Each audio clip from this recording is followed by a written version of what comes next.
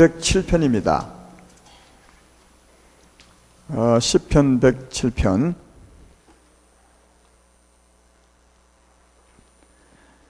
구약성경 882페이지입니다. 시편 107편. 우선은 1절부터 3절까지만 제가 봉독해 드리겠습니다. 찾으셨죠? 여호와께 감사하라. 그는 선하시며 그 인자하심이 영원하미로다. 여호와의 속량을 받은 자들은 이같이 말할지어다. 여호와께서 대적의 손에서 그들을 속량하사 동서남북 각 지방에서부터 모으셨도다. 아멘. 오늘 제목은 나오네요. 여호와의 인자하심과 기이한 일을 보게 하사. 기이한 일을 보게 하사. 그 다음 더 없어요? 그까지만 해도 되겠습니다. 주의 인자하심과 여호와의 기이한 일을 어떤 일인지 보고 감사하는 그런 제목입니다. 오늘 읽었던 그 말씀은 서론입니다. 그 속량함을 받은 사람들에게 말하기를, 우리 보고 말하라 그러죠. 여호와께서 대적의 손에서 그들을 속량하사 동서남북 각 지방에서 모으셨다, 이렇게 이제 말합니다. 우리 여기 모인 사람들에게 해당되는 거죠. 우리 여기 모인 사람들은 하나님이 속량하사 여러분을 속량했습니다. 대적의 손에서 값주고 사오셨다는 말이죠. 이 속량은 그 죄를 지어서 팔렸는데 그 팔린 사람을 값을 주고 사온 것을 속량이라 말합니다. 값을 주고 사왔다는 말이죠. 그래서 이제 하나님의 소유로 삼은 것을 말하는데, 여기 있는 분들이 다 여기 해당됩니다. 하나님이 속량해서 사오되 동서남북 각 지방에서 모으셨다, 그렇게 이제 말합니다. 동서남북 각 지방에서 모으셨다고. 그리고 이제 그 후에 4절 이하에서 보면 동서남북에서 모은 것을 이제 설명합니다. 4가지 경우를 들어서. 이게 이제 꼭 방향만 말하는 것이 아니라, 이게 동서남북 4곳에서 모은 것은 각각 어떤 처지에서 구원한 것을 이해할 수 있습니다. 한번 제가 읽어보겠습니다. 시편 107편을 오늘 다 할 겁니다. 우선 4절부터 9절까지가 한 단락이죠. 거기서는 어디서 구원했는지 보십시오. 4절에 그들이 광야 사막길에서 방황하며 거주할 성읍을 찾지 못하고 줄이고 목이 말라 그들의 영혼이 그들 안에서 피곤하였도다. 이에 그들이 근심 중에 여호와께 부르짖음에 그들의 고통에서 건지시고 또 바른 길로 인도하사 거주할 성읍에 이르게 하셨도다. 여호와의 인자하심과 인생에 행하신 기적으로 말미암아 그를 찬송할지로다. 그가 사모하는 영혼에게 만족을 주시며 줄인 영혼에게 좋은 것으로 채워주심이로다, 이렇게 말합니다. 이제 이게 첫째 단락인데, 여기서는 어디서 구원해냈습니까? 어디서? 사막과 광야에서, 그죠? 사막과 광야에서 힘들게 방황하고 사는 사람을 거기서 속량해냈다, 이런 말이고요. 그 다음 두 번째 단락, 그건 이제 10절부터 16절까지입니다. 여러분이 답을 맞춰보십시오. 10절부터 사람이 흑암과 사망의 그늘에 앉으며 공고와 쇠사슬에 매임은 하나님의 말씀을 거역하며 지존자의 뜻을 멸시함이라. 그러므로 그 고통을 주어 그들의 마음을 겸손하게 하셨으니 그들이 엎드려져도 돕는 자가 없었도다. 이에 그들이 그 환난 중에 여호와께 부르짖음에 그들의 고통에서 구원하시되 흑암과 사망의 그늘에서 인도하세요 내시고 그들 얽어맨 줄을 끊으셨도다. 여호와의 인자하심과 인생에 행하신 기적으로 말미암아 그를 찬송할지로다. 그가 논물을 깨뜨리시며 세빗장을 꺾으셨음이로다. 이게 어디서 구원했다고요? 흑암과 사망의 결박에서, 흑암과 사망의 딱 결박이 되어 있는 거기서 하나님이 딱 꺼내내셨다. 속량하시고 내셨다, 이 말이고요. 그 다음 세 번째 단락은 17절부터 22절까지입니다. 자, 읽어보겠습니다. 미련한 자들은 그들의 제약의 길을 따르고 그들의 악을 범하기 때문에 고난을 받아 그들의 모든 음식물을 싫어하게 되어 사망의 문에 이르렀도다. 이에 그들이 그들의 고통 때문에 여호와께 부르짖음에 그가 그들의 고통에서 그들을 구원하시되 그가 그의 말씀을 보내어 그들을 고치시고 위험한 지경에서 건지시는도다. 여호와의 인자하심과 인생에 행하신 기적으로 말미암아 그를 찬송할지로다. 감사제를 드리며 노래하여 그가 행하신 일을 선포할지어다. 자, 세 번째는 어디서 구원한 겁니까? 요건 잘 모르겠죠. 애매하죠. 어디서요? 18절에 있잖아요. 그들은 그들의 음식물을 싫어하게 되어 사망의 문에 이르렀도다. 어떻게 된 걸 말하는 거죠? 병이 들어서 밥맛이 없고 그걸 죽음을 지게 됐다 그 말이죠. 이해가 되죠? 그러니까 병든 중에서 구원해냈다. 거의 죽을 지경, 사망의 문에 갈 때 하나님 딱 구원해냈다. 그런 뜻이고요. 이해는 잘 하시네. 고개를 까딱까딱 하시는 분이니까 그 이해를 잘 하셔야 돼. 그 다음 마지막 단락이 23절부터 32절까지입니다. 배들을 바다에 띄우며 큰 물에서 일을 하는 자는 여호와께서 행하신 일들과 그의 기이한 일을 깊은 바다에서 보나니 여호와께서 명령하신 즉 광풍이 일어나 바다 물결을 일으키는 도다. 그들이 하늘로 솟구쳤다가 깊은 곳으로 내려가나니 그 위험한 때문에 그들의 영혼이 녹는도다. 그들이 이리저리 구르며 취한 자같이 비틀거리니 그들의 모든 지각이 혼돈 속에 빠지는 도다.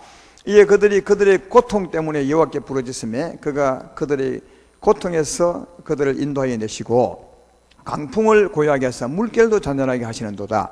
그들이 평온함으로 말미암아 기뻐하는 중에 여호와께서 그들이 바라는 항구로 인도하시는도다. 여호와의 인자하심과 인생에게 행하신 기적으로 말미암아 그를 찬송할지로다. 백성의 모임에서 그를 높이며 장로들의 자리에서 그를 찬송할지로다. 그 다음은 어디서 구원해냈다고요? 파도 속에서. 솔직히 그냥 그대로 얘기하면 이해돼요. 바다에서 갔는데 파도가 쳐가지고 너무 고생합니다. 하늘로 올라갔다. 여러분 배 타본 분은 이게 무슨 말인지 알아요. 파도가 굉장히 큽니다. 그러면 파도에 떠밀릴 때는 저 하늘로 올라가는 것 같은데 파도 고래 들어가면 꼭 그 뭡니까 깊은 골짜기 들어간 것처럼 그래야지 뭐 고생했단 말이죠. 그러니까 이게 바다의 파도 속에서 고생한 것을 주님이 구원해냈다. 예. 이게 동서남북이에요. 앞에 그래 있죠. 여러분 이 말씀들은 진짜 앞뒤가 딱 맞습니다. 이게 예.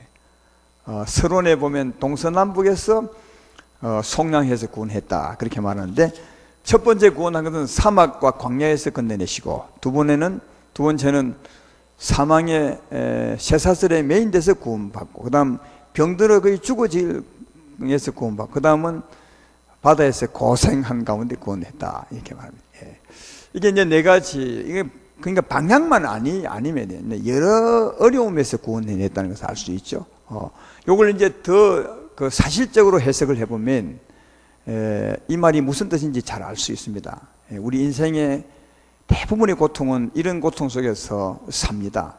이 네 가지 고통에서요. 그래서 이 네 가지 고통, 네 가지 힘든 곳에서 구원한 것을 동서남북에서 구원해냈다 이렇게 말하는데 여기 동서남북은 네 가지 힘든 상황에서 하나님이 건져내신 것을 말합니다. 우선은 첫째 단락으로 넘어갑니다. 거기 4절 5절에 보면 광야 사막길에서 방황하며 거주할 성읍을 찾지 못하며 줄이고 목이 말라 영혼이 그들한테 피곤하다. 이게 어떤 상황이죠? 우리 요즘 사막과 광야 많이 배웠잖아, 그죠? 그럼 이런 말을 딱 오면 이 말이 그 말이구나 이게 이해할 수 있어야 돼요.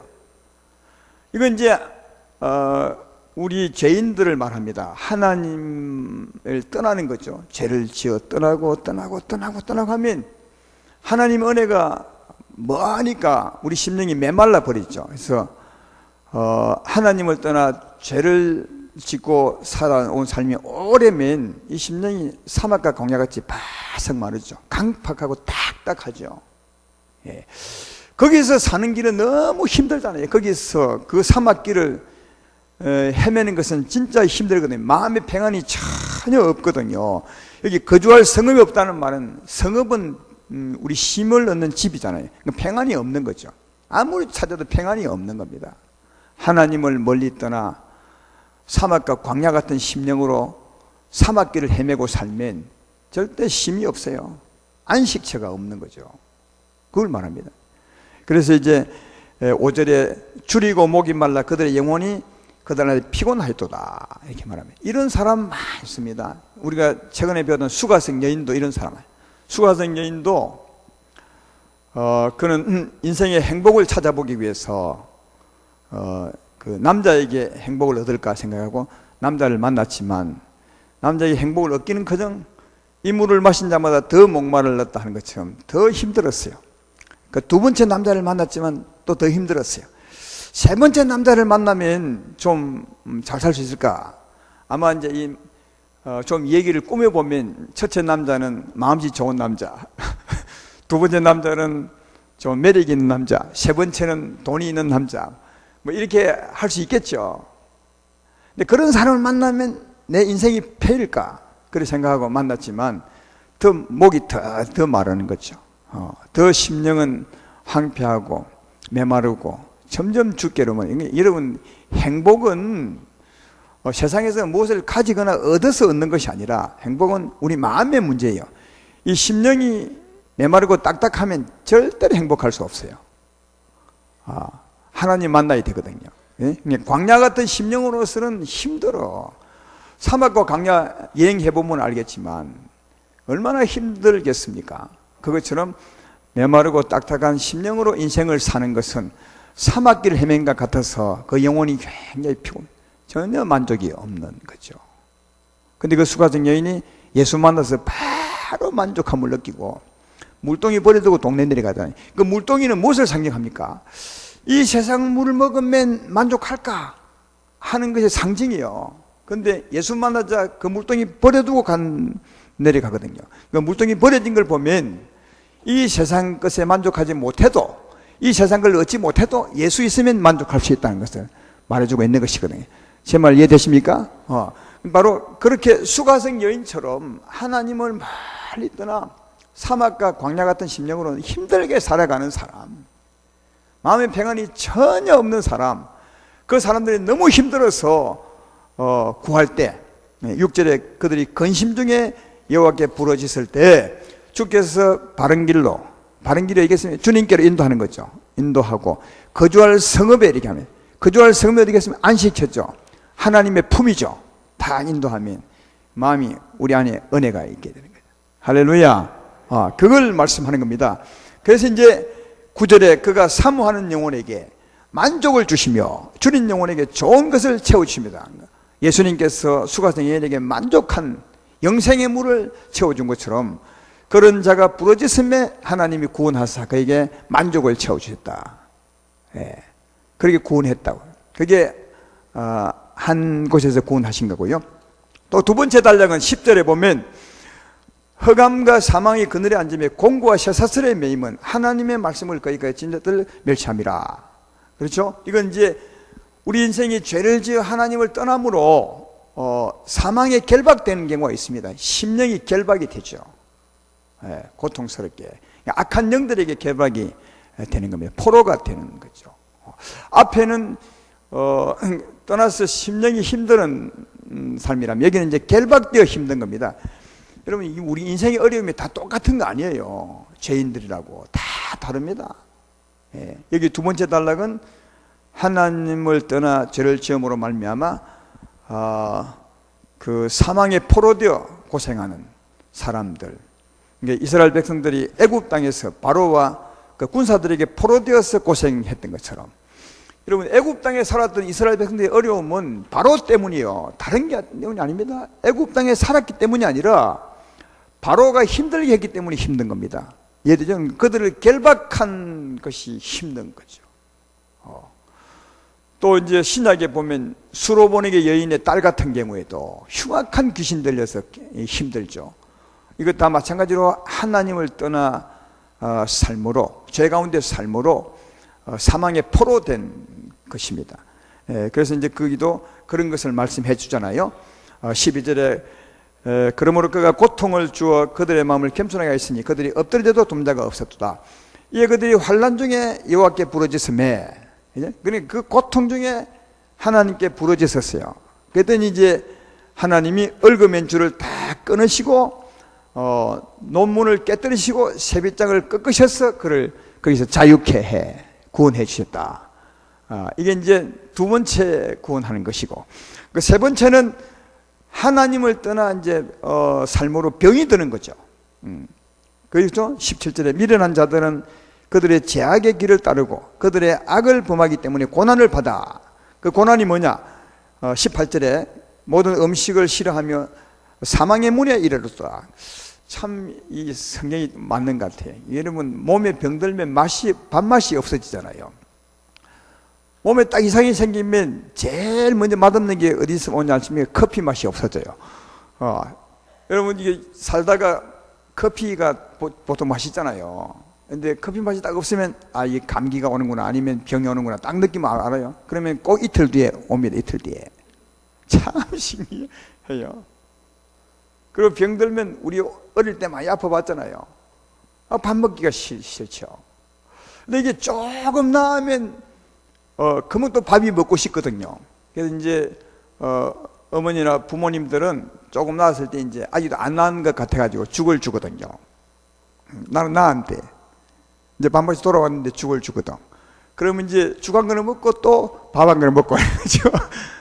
그러니까 나으면 금방 입맛이 돌아오는데 병들면 입맛이 사라지게 되죠. 그래서 입맛이 없어서 사망의 문에 거의 죽게 되었을 때 19절에 보면 그들이 그 고통 중에서 하나님께 부르짖음에 그들을 하나님이 구원하셨다.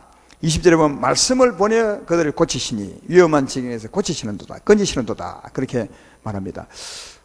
백부장의 하인이 병들잖아요. 그래서 백부장이 아마 그 종도 너무 병이 깊이 들어서 밥맛이 없었던 것 같아. 그래서 죽을 지경에 이르렀어요. 그러니까 그 주인 백부장이 그 종은 집에 두고 예수님께 나왔습니다. 그래서 예수님께 부탁하죠. 예수님, 우리 집에 내 종이 병들었는데 좀 고쳐주십시오. 그랬더니 그래 내가 가서 고쳐주마 하니까 백부장이 아닙니다. 우리 집에 안 오셔도 되고 말씀만 해도 충분합니다. 했을 때 이제 이 예수님이 말씀을 보내잖아요. 내 믿음대로 될 자다. 이 종은 지금 백부장 집에 있는데 예수님은 멀리 떨어졌거든요. 백부장이 나왔으니까 거기서 말씀을 딱 보내잖아요. 내 믿음대로 될 자다. 근데 그 적시로 그 집에 있는 하인이 나왔다고 그렇게 말하죠. 이 영적인 세계는 말씀으로 바로 가고 그러죠. 그래서 여기 보면 말씀을 보내어 그들을 고치시니 위험한 지경에서 건지시는도다 그렇게 말씀하고 있습니다. 여기서는 병 중에서 주께 부르짖음에 주님이 건져내셨다고 말씀하는 거고, 그 다음 이제 23절 마지막 네 번째 단락은 바다에 배 띄우는 사람이죠. 이건 뭐냐 하면 바르게 해석하면 우리 인생의 삶의 고난이죠. 삶의 고난을 이렇게 비유로 설명한 겁니다. 여러분 자주 제가 말한 바 있지만 이 바닷길을 항해하는 것은 우리 인생길과 너무너무 같습니다. 우리 인생길과 같습니다. 파도 치는 것도 꼭 같습니다. 파도가 왜 치는지 아십니까? 바람이 불어서 파도가 치는 겁니다. 파도가 치기 때문에 바람 부는 게 아니고요. 바람 불어서 파도가 쳐. 바람이 막 불어도 처음에는 파도 안 쳐요. 바람이 더 불면 이 파도가 치기 시작하죠. 파도가 치면 배가 막 흔들리고 힘들다고요. 그렇죠? 우리 인생길이 그렇잖아. 가다 보면 어려운 바람이 불어. 어려운 바람이 불든가, 남편이 애를 먹이는 바람이 불든가, 아니면 자식이 애를 먹이는 바람이 불어요. 바람이 불면 그 다음에 이제 우리 마음에 풍랑이 일어나죠. 염려와 걱정이 막 되죠. 그래서 여기 참 표현이 좋아요. 하늘 올라갔다 이렇게 파도 속에서 고생하는 것처럼 이게 우리 인생의 삶에 대한 어려운 바람이 불어왔을 때 그 삶에 대한 비유입니다. 이 23절부터 비유는요. 그래서 그 어려운 어려운 일로 말미암아 우리 마음에 풍랑이 일어나서 너무 힘들죠. 여러분 사람이 힘든 것은 마음의 풍랑 때문에 그래요. 실제로 바람 때문에 힘들지 않습니다. 바다도 마찬가지입니다. 바람 때문에 힘든 것이 아니라 바람으로 인한 파도 때문에 힘들어요. 배가. 우리도 그렇죠. 어려운 문제 때문에 힘든 것이 아니에요. 어떤 사람은 아무리 어려운 문제도 전혀 힘들지 않아. 예수님 같은 사람은 아무리 어려운 일이 있어도 힘들지 않아요. 마음에 파도가 안 일어나는 거죠. 그러나 대부분의 사람들은 어려운 일이 있으면 파도가 일어나죠. 염려되고 걱정이 되니까 힘든 겁니다. 그래서 믿음이 좋다는 것은 이 바람이 불어도 파도가 안 일어나는 거죠. 이 마음에서요.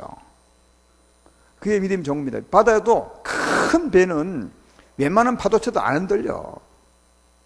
그러니까 그 큰 배, 다르게 말하면 큰 믿음을 갖고 사는 사람들은 웬만한 어려움이 와도 안 흔들리죠. 그럼 힘들지 않는 거죠. 더 좋은 것은 파도 위를 걷는 거죠.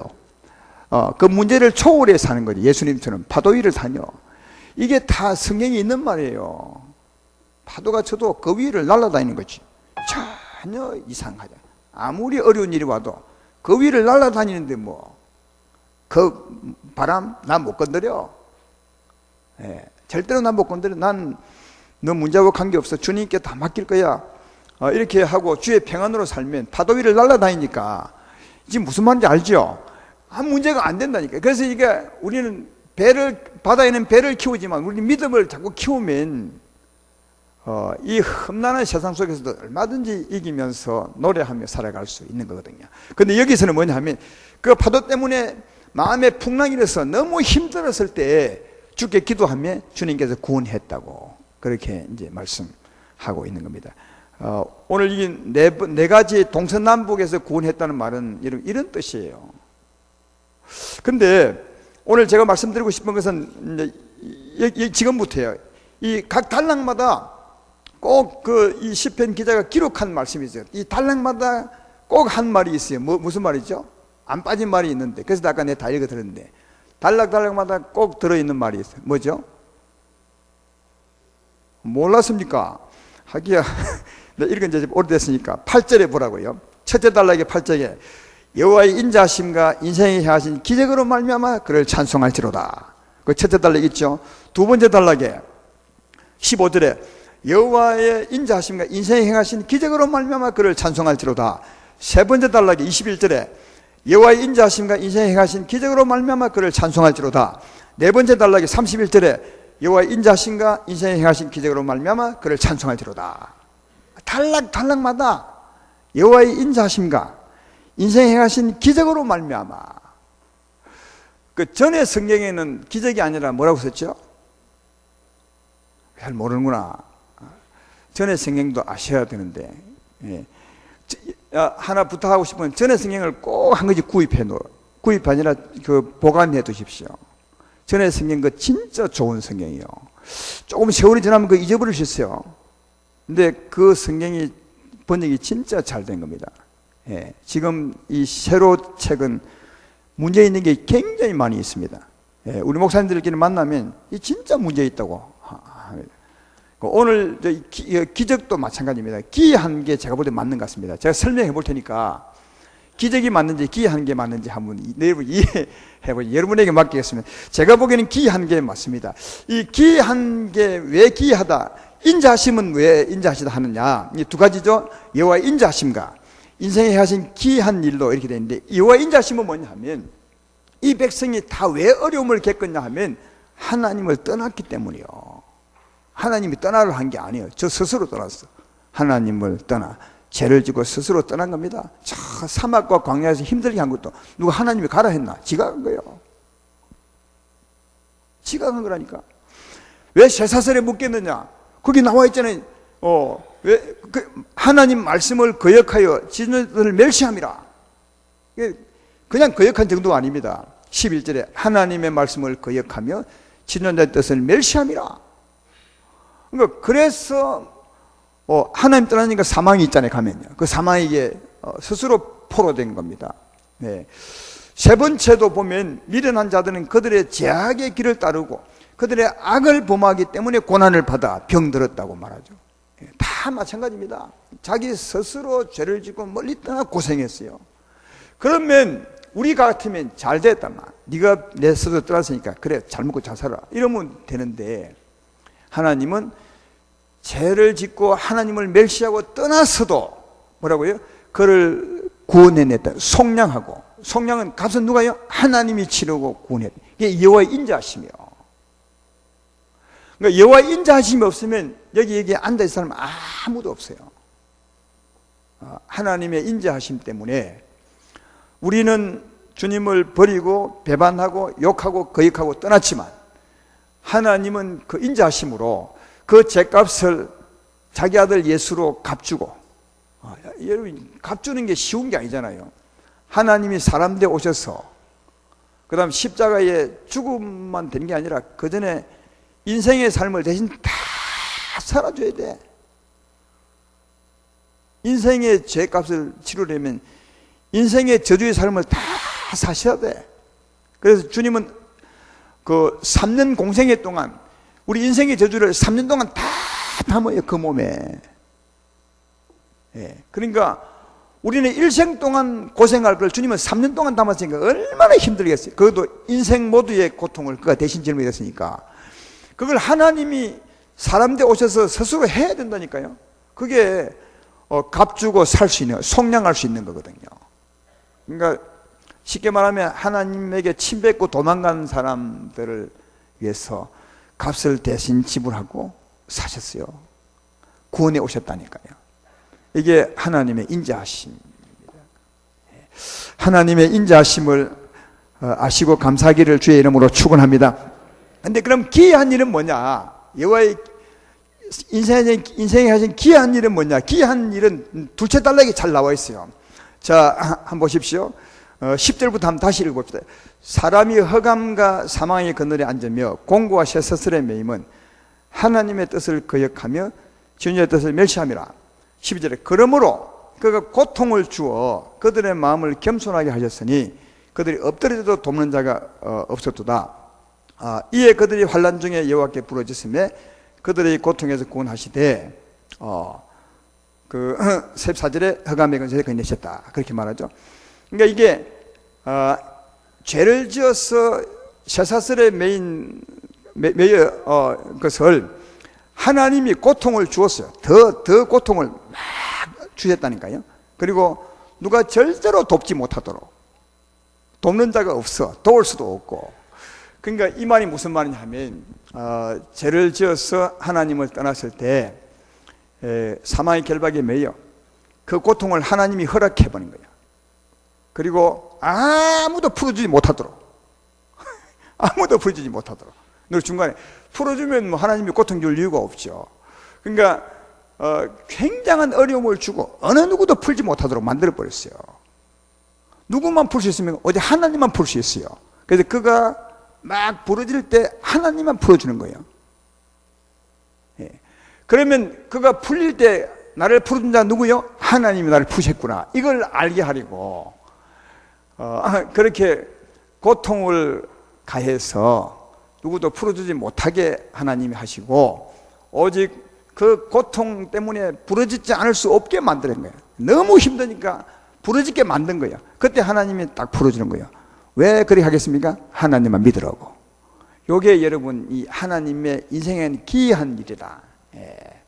고통을 주어서 아무도 풀지 못하게 하고 부러지지 않을 수 없게 만들어서 하나님께 부러졌을 때 하나님이 풀어줌으로 그가 하나님을 믿게. 이게 여러분 하나님의 인자하심과 기이한 일이래요. 이래 안 하면 하나님 믿을 방법이 없어요. 하나님 안 믿으면 소망이 없잖아요. 우리 인생은요. 그래서 하나님을 믿게 하시려고 고통을 줘서 어느 누구도 풀지 못하게. 여러분 고통을 주는데 다른 누가 딱 풀어버리면 그거 하나님 믿겠어요? 안 믿지. 그러니까 풀지도 못하도록 딱 하나님 만들으셨어요. 그러니까 이게 여러분 하나님이 묶어버리면, 허락해버리면 이 사망의 결박에서 풀어지지 않아요. 그런 분이 있죠. 아무리 애를 쓰고 아무리 정신과를 다니고 아무리 애를 써도 안 풀어지는 분 있죠. 하나님이 묶을 가능성이 많습니다. 그런 사람은 하나님께 나가서 푸셔야 돼. 그럼 하나님으로 말미암아 풀릴 수 있어요. 왜? 그를 향한 하나님의 기이한 의도가 있어. 어떤 의도냐? 하나님만 바라보고 하나님 믿게 하려고 하는 의도가 있거든요. 그리 하셨다고 이렇게 말하죠. 또 세 번째 단락도 보십시오. 아까 그 바다에서 배 띄우는 얘기죠. 거기 보면 25절에 보라고요. 여호와께서 명령하신즉 강풍이 일어나 바다 물결을 일으킨도다. 그들이 하늘로 솟구쳤다가 깊은 곳으로 내려가니 위험 때문에 그들의 영혼이 녹는도다. 그들이 이리 구르며 비틀거리며 그렇게 되어 있습니다. 28절에 이에 그들의 고통 때문에 여호와께 부르짖으며 그가 그들의 고통에서 그들을 인도하시내시고 그렇게 되어 있죠. 그러니까 강풍을 부기를 하신 이가 누구라고요? 하나님이십니다. 그러니까 인생에 어려운 일이 막 다가오도록 바람을 부신 이가 누구냐? 하나님이라는 거예요. 이걸 아셔야 돼요. 바람이 불어와서 우리 삶을 힘들게 한 이가 하나님이시고, 풍랑이 막 일게 한 이도 하나님이시고. 그래서 왜? 풍랑이 일어야 너무 힘들거든요. 힘들어야 우리가 하나님께 기도하게 되겠죠. 그래서 하나님이 풍랑을 일게 하사 그 고통 가운데 힘들게 한 것은 그 고통 중에서 하나님께 부르짖도록 하기 위해서. 그 하나님께 부르짖을 때 하나님이 딱 풀어주는 거예요. 그때 그가 누구를 보겠습니까? 하나님을 믿죠. 그러니까 여러분, 하나님을 믿도록 하기 위해서 하나님이 이렇게 한 거예요. 그러니까 우리말에 그런 말 있죠. 병 주고 약 준다는 말 있죠. 하나님은 병 주고 약 주는 분입니다. 근데 이 약 주려고, 그러니까 하나님은 병 주는 거에 이 약 주려고 이 약을 꼭 먹어야 되거든요. 이 약을 꼭 먹어야 영생을 얻거든요. 여러분, 인생에게 가장 그 복이 알고 보면 뭐겠어요? 인생의 가장 큰 복이 알고 보면 뭐겠어요? 영생입니다. 영생.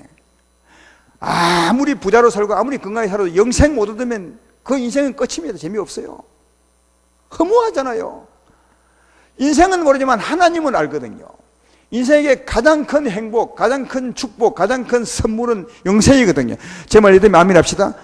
이 하나님은 영생을 줘야 되는데 우리 인생은 절대로 혼자 스스로는 영생을 못 얻어. 계속 떠나기만 하지. 멀리 떠나기만 하지. 그러니까 멀리 떠나기만 하는 이 인생을 어찌하면 영생을 줄 수 있을까?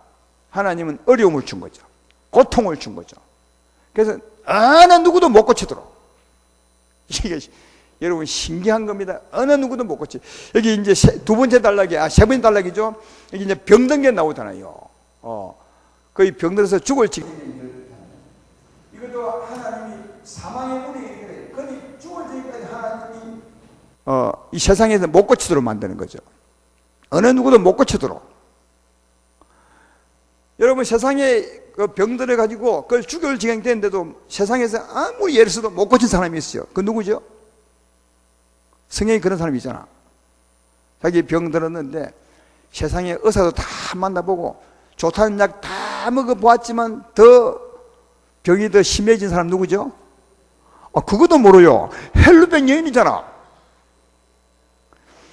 헬루병 여인 읽어볼게요. 마가복음 5장 25절 26절에 12해를 헬루증으로 알아온 한 여자가 있어 많은 의사에게 많은 괴로움을 받았고 가진 것도 다 허비하였으되 아무 효험이 없고 도리어 더 중하였던 차에. 그럼 이 섭리가 누구라고 생각하죠, 여러분요? 이게 하나님이셔. 바로 결론으로 말해서 미안하지만 하나님이 한 거예요. 아무리 애써도 안 고쳐지는 거예요.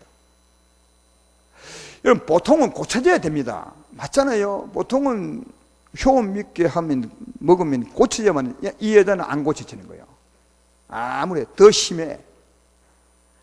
그때 예수님 소문이 들리는 거예요. 그래서 이 여자는 이 아무것도 안 되는구나. 이제 마지막으로 예수만 한 믿어보자. 예수님 아니면 난 죽는구나. 그래서 이 여자가 믿음이 굉장히 커진 겁니다. 오직 예수만 그의 소망이었죠. 그래서 이제 예수만 소망, 이 마음 가지고 예수님 곁에 가죠. 가서 저 옷자락에 손만 대도 낫겠다. 이름 딱 떼었더니 바로 죽게 능력이 나와서 낫죠. 그 일로 말하면 결과적으로 이 여인이 어떻게 됐습니까? 예수님을 구주로 믿죠. 만약 이 여인이 헬루병 걸렸을 때 중간에 의사 만나가지고 병 고쳤다면 예수 믿겠습니까? 안 믿겠습니까? 안 믿습니다. 그럼 병 고치어서 건강하게 살 수 있지만 그는 행복할 수는 없는 겁니다. 영생 얻지 못하는 겁니다. 이해가 되십니까? 이게 하나님의 기이한 일이요. 병 주고 약 주는데 세상은 약도 별로 좋은 것이 아니지만 하나님은 이 약, 영생 반드시 먹어야 돼요. 그래서 이 약, 하나님은 약을 꼭 먹이기 위해서 병을 주는 거예요. 고통을 주는 겁니다. 제 말 이해되면 아멘 합시다. 여러분, 이런 가운데서 구원받은 분 참 많죠. 여기 우리에게 있는 분들이 대부분이 이 네 가지에서 구원받았을 거라. 사막과 광야같이. 요건 제게 해당이 돼. 저는 병이 있거나 뭐 이런 것은 아니었고, 내가 해군 대위였대는데 해군 대위 있을 때 계급도 제법 올라갔잖아요. 봉급도 뭐 그럴만 하고 먹고 살만 하고요. 우리 집도 있고 결혼도 했고 자식도 낳았고 먹고 살만한데 이상하게 삶에 재미가 없는 거예요. 야, 이래 살다가 대위 다음에 이제 진급은 소령이죠.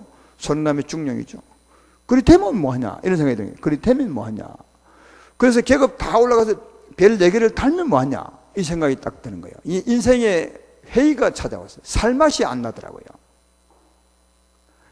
이 사막과 광야에서 지금 쉴 곳을 찾지 못한 거지. 이 수가성 여인처럼. 그때 예수님 만났다니까요. 예수 만나니까 새로운 재미가, 새로운 삶이 이제 시작된 거죠. 예.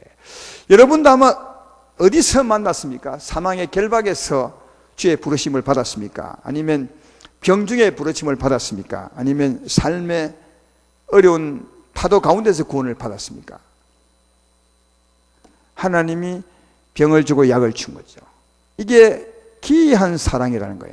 인생이 한 기이한, 인생이 한 단지 기적이 아니에요. 기이하다. 왜? 우리 인생은 어려움을 안 주면 절대로 안 돌아와. 그리고 어려움 있지만 저끼리 해결해 버리면, 세상이 해결해 버리면 하나님 안 찾아. 그래서 하나님은 어려움 주되 중간에 절대로 풀지 못하도록, 어느 누구도 결박을 풀지 못하도록, 어느 누구도 병 고치지 못하도록, 어느 누구도 그 문제 해결하지 못하도록 해버려. 여러분, 그런 사람이 복이 있는 겁니다. 우리는 그럴 때 왜 나는 이 문제가 해결 안 되느냐. 다른 사람은 약 먹으면 고쳐진다는데 왜 나는 약 먹어도 안 되는 거야.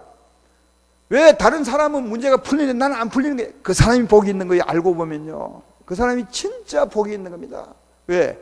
안 풀리면 그가 나중에 하나님 믿습니다. 하나님이 기다리고 있는 거죠. 이런 사람은요, 벨수를 다 써도 하나님이 딱 뒷짐지고 있어요. 해봐. 네 할 일 다 해봐. 그래, 안 되면 내게 와. 하나님은 그렇게 기다리면, 이 헬룻병 여인에게 그렇게 기다린 겁니다. 할 것 다 해봐. 왜냐하면 중간에 다 할 것 안 하고 하나님께 오면요, 이런 게 있습니다. 아, 그거 하면 괜찮았을 텐데, 그 약 먹었으면 아마 나았을 건데, 이런 게 있어요. 이게 하나님에게도 믿음을 주지만 또 세상에도 믿음을 주고 있습니다. 우리 그 병원에 간 분들을 주로 그런 게 있잖아요. 어떨 때 믿음이 이제 완전히 하나님께 돌아오냐 하면, 의사가 말하기를 당신은 세상 의학으로는 안 됩니다. 집에 가서 쉬십시오. 이때 하나님을 향한 믿음이 딱 생기죠.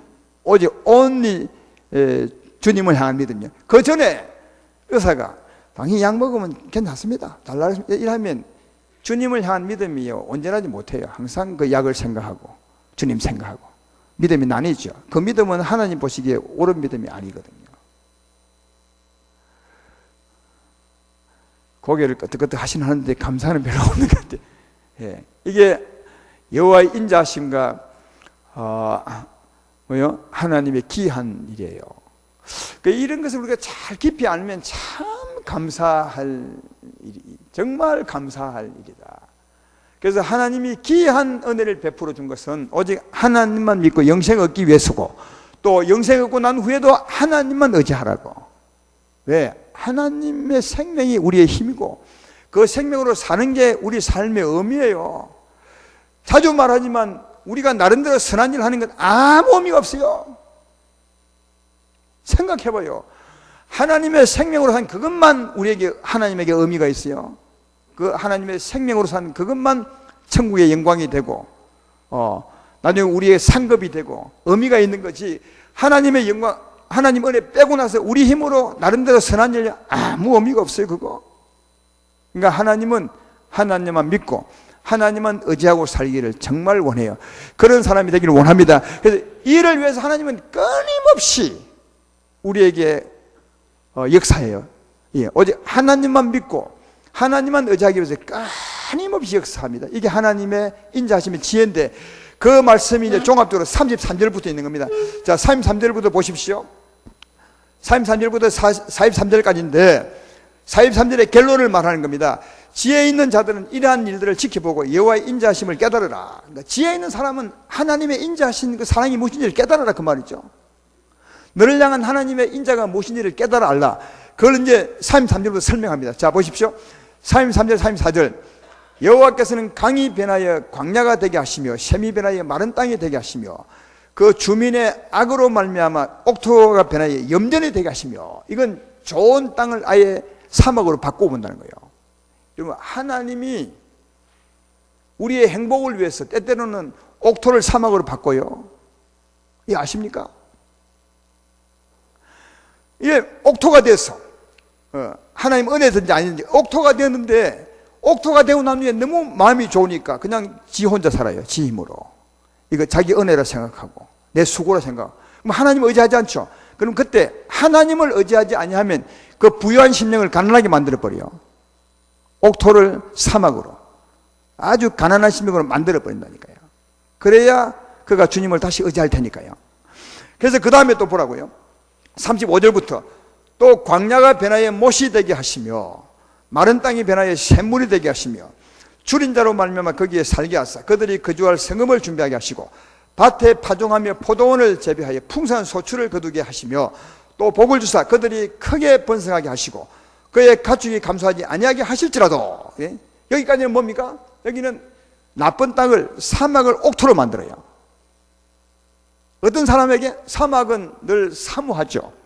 하나님을 사모하는 심령, 가난한 심령을 가진 사람에게 은혜를 베풀어 주어서 옥토되게 만들어요.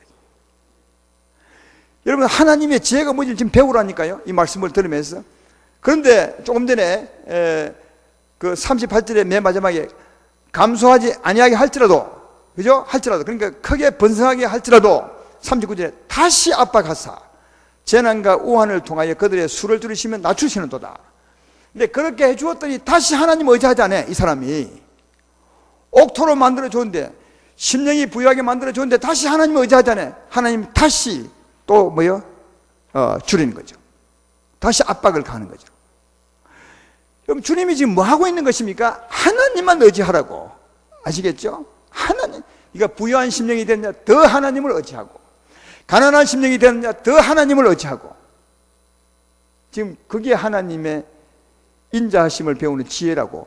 그래서 그 다음에 이제 마지막 결론을 말합니다. 40절에 여호와께서 고관들에게 능력을 쏟아부으시고 길 없는 황야에서 유리하게 하시며, 여기 고관은 뭐죠? 자기를 높이는 자, 다시 하나님을 의지하지 않는 자죠. 하나님을 의지하지 않는 사람은 광야로 만들어버려요. 예, 옥토를 사막으로 바꿔버립니다. 그러나 41절에 궁핍한 자는 그의 고통으로부터 건져주시고 그의 가족을 양떼같이 적여주시나니 정직한 자는 보고 기뻐하며 모든 사악한 자기 입을 봉하려다. 그러나 곤핍하고 가난한 사람은 또다시 은혜를 베풀어 준다니까요. 그러면서 결론적으로 43절을 말한 겁니다. 지혜 있는 자들은 이러한 일들을 지켜보고 여호와의 인자심을 깨달으라. 여호와의 인자심은 뭡니까? 하나님을 의지하는 사람이 복이 있다는 거죠. 할렐루야, 할렐루야. 보십시오. 오늘 말씀을 정리하면 영생을 얻지 못한 사람에게는 하나님이 어려움을 줍니다. 어떤 누구 풀지 못하게 만듭니다.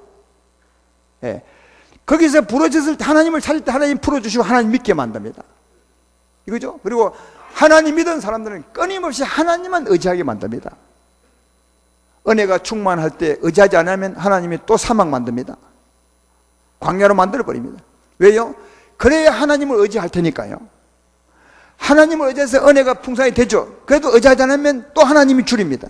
압박을 가합니다. 그래서 자기만 의지하고 사는 사람은 하나님이 완전히 광야 만들어버립니다. 그러나 가난하고 곤핍한 자, 하나님을 사모하는 자, 은혜가 넘치게 만들어버립니다. 그러면 우리가 어떻게 살아야 되겠뇨? 여러분, 가난한 심령으로 살아야 되는, 날마다 하나님을 의지하는 사람이 되어야 된다는 거죠. 예수 믿음으로 영생 얻고, 영생 얻은 사람이 끊임없이 하나님만 의지한다면 그는 평생의 부유한 자로 사는 거죠. 은혜가 넘치게 살 수 있습니다. 이해가 되십니까? 이걸 꼭 기억하셔야 돼요. 이걸 알려면 하나님이 내 생명이심을 꼭 아셔야 돼요. 하나님이 내 생명이야. 하나님은 우리의 삶에 나타나는 모습을 중요하게 생각하지 않아. 하나님의 생명으로 사는 게 중요하지. 겉으로 드러나는 모습은 여러분이 얼마든지 바꿀 수, 외식할 수 있어요. 그 모습이 중요한 것이 아니고요. 사랑하는 모양도 중요한 것이 아니라 안에 하나님을 의지하고 사는 삶이 중요한 거예요. 하나님 우리 생명이라니까. 이게 인자하신 하나님이 베푸는 사랑입니다.